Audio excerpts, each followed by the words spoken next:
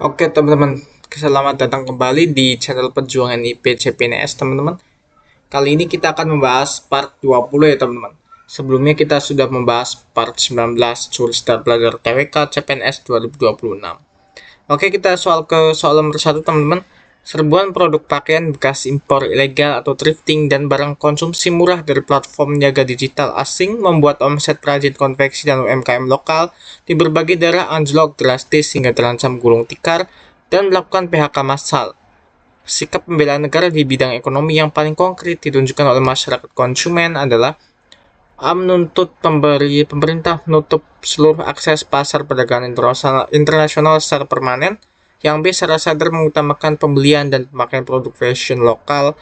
Gerakan Nasional Bangga Buatan Indonesia mempromosikan keunggulannya di media sosial pribadi serta melaporkan indikasi peredaran barang ini impor ilegal di pasar sekitar ke dinas terkait. Yang C. Membeli produk impor murah sebanyak-banyaknya untuk ditimbun di gudang agar tidak beredar di pasar. Yang D. Beralih profesi menjadi importir barang ilegal demi mendapatkan keuntungan ekonomi yang lebih cepat. Atau M. Menyalahkan para pelaku UMKM karena tidak mampu bersaing secara harga dengan produk asing. Kita lanjut ke pembahasannya teman-teman. Pembelaan negara dalam dimensi ekonomi atau economic nationalism dapat diwujudkan melalui tindakan keseharian warga negara sebagai konsumen. Menutup diri dari perdagangan dunia seperti pilihan A bukan solusi cerdas secara global. Pilihan B mencerminkan aksi bela negara ekonomi yang konstruktif dan nyata, yaitu menumbuhkan loyalitas pada produk dalam negeri untuk menyelamatkan ekosistem UMKM dan lapangan kerja domestik dari reruntuhan, sekaligus berpartisipasi aktif dalam pengawasan penegakan hukum tata niaga negara dari praktik ilegal asing. Jawabannya yang B ya teman-teman. Secara sadar menggunakan pembelian dan pemakaian produk fashion lokal atau Gerakan Nasional Bangga Buatan Indonesia mempromosikan keunggulannya di media sosial pribadi serta melaporkan indikasi peredaran barang impor ilegal di pasar sekitar ke dinas terkait. Oke, lanjut ke soal nomor 2 teman-teman. Sebuah keluarga dari pemeluk agama minoritas berpindah rumah ke sebuah pemukiman padat yang mayoritas penduduknya taat memeluk agama lain. Saat keluarga tersebut hendak mendirikan tempat ibadah keluarga skala kecil di dalam area pekarangan rumah pribadinya, beberapa pengurus lingkungan setempat menolak dengan alasan kekhawatiran mengganggu dominasi kenyamanan spiritual mayoritas. Berdasarkan nilai ketuhanan yang terkandung dalam sila ke-1 Pancasila, tindakan yang mencerminkan kerukunan beragama sejati adalah A. Menuntut keluarga minoritas tersebut pindah rumah kembali ke wilayah asal yang seagama dengan mereka. Yang B. Membolehkan pembangunan tempat ibadah keluarga tersebut dengan syarat mereka tidak boleh melakukan aktivitas keagamaan apapun di dalamnya. Yang C. Pengurus lingkungan mengedukasi warga mayoritas mengenai hak kebebasan beribadah yang dijamin konstitusi, memfasilitasi dialog yang hangat untuk menyepakati teknis ketertiban umum seperti pengaturan parkir atau volume suara, serta memastikan hak beribadah keluarga tersebut terlindungi tanpa diskriminasi. Sepertinya jawabannya sudah terlihat ya teman-teman, tapi kita cek untuk opsi D dan E-nya. Nah, di sini membiarkan warga melakukan perusakan terhadap rumah keluarga tersebut sebagai bentuk penegasan kuasa mayoritas. Kemudian yang E, meminta Kementerian Agama mengambil alih pekarangan rumah tersebut untuk dijadikan cagar alam. Oke, kita cek pembahasannya teman-teman. Sila ke-1 Pancasila menjamin kebebasan beragama yang bersifat inklusif humanis, bukan dominasi tirani mayoritas seperti pilihan D.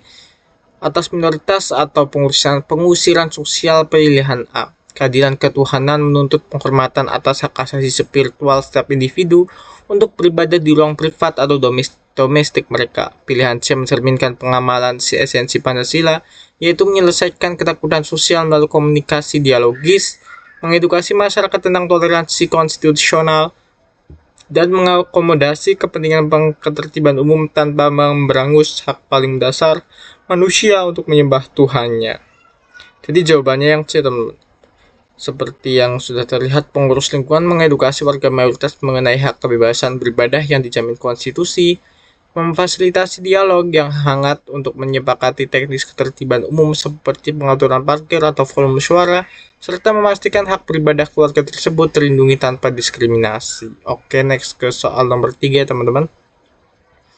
Nah, di sini pemerintah atau eksekutif mengajukan rancangan undang-undang anggaran pendapatan dan belanja negara RUU APBN ke DPR. Setelah melalui pembahasan yang alot, DPR menolak keseluruhan draft RUU APBN tersebut karena dinilai tidak pro rakyat.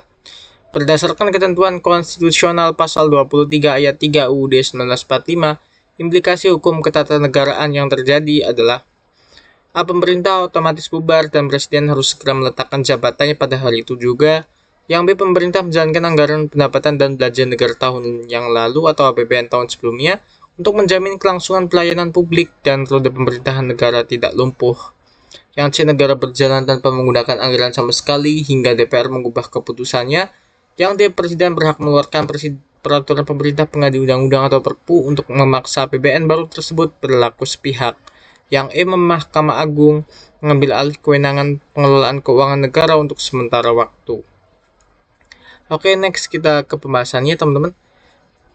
Di sini pasal 23 ayat 3 Undang-Undang Dasar 45 mengantisipasi situasi deadlock atau kebuntuan antara Presiden dan DPR dalam penentuan anggaran negara melalui klausul apabila Dewan Perwakilan Rakyat tidak menyetujui rancangan anggaran pendapatan dan belanja negara yang diusulkan oleh Presiden, pemerintah menjalankan anggaran pendapatan dan belanja negara tahun yang lalu, seperti ada pilihan B.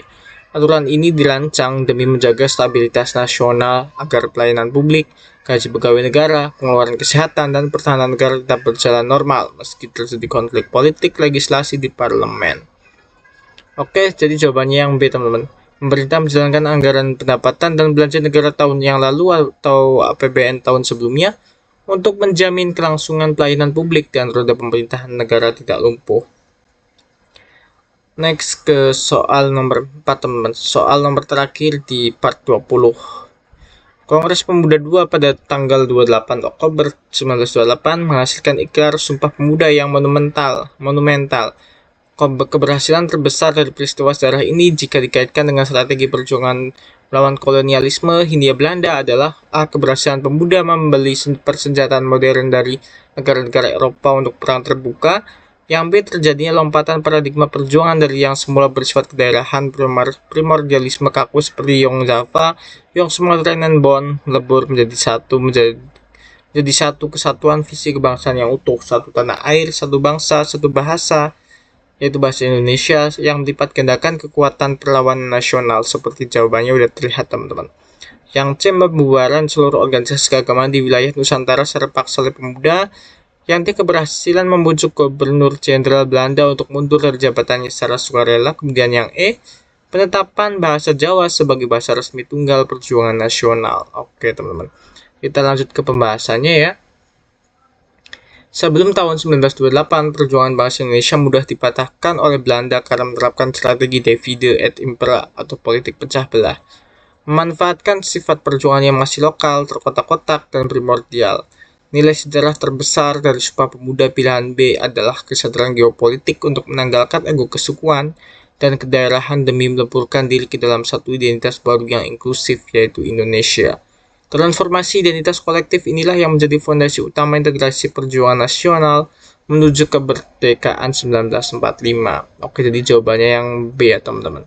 Terjadi lompatan paradigma perjuangan dari yang semula bersifat kedaerahan seperti primordialisme kaku seperti Yong Java, Yong Sumatera dan Bon lebur menjadi satu kesatuan visi kebangsaan yang utuh, yaitu satu tanah air, satu bangsa, dan satu bahasa Indonesia yang melipat gandakan kekuatan perlawanan nasional, teman-teman.